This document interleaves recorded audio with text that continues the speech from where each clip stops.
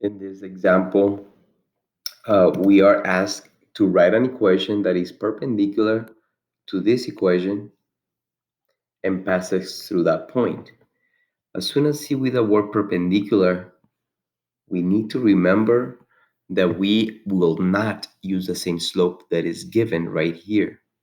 We have to understand that we are going to get the slope, we are going to flip it, and then we are going to change the sign.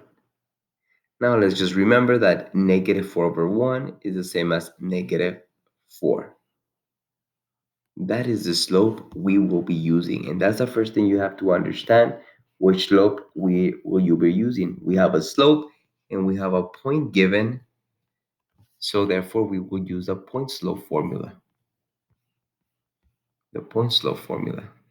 Okay, so again, but the main thing is you gotta understand why we are using this slope right here, because we flipped it and we changed the signs because it's perpendicular. If that would have been parallel, we would use the same slope. Okay, and at this time we are going to substitute the point and my slope into the formula. So I'm gonna put x minus my y value equals my slope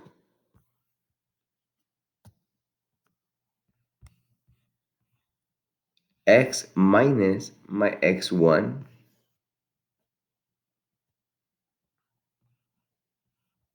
And then just remember that sometimes you will get two negatives. Those two negatives change into a positive. And at this time, all we gotta do is solve for y. And remember, we always eliminate the parentheses first by distributing. So I'm going to distribute the -4 inside the parentheses.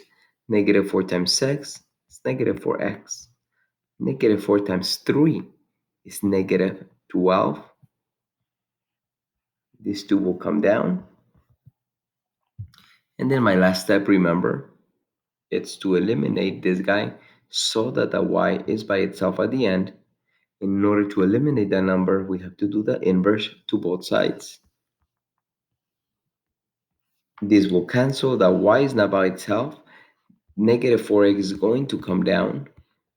And this will be a simple addition of -12 plus 1. And if we put that in the calculator, we get a -11.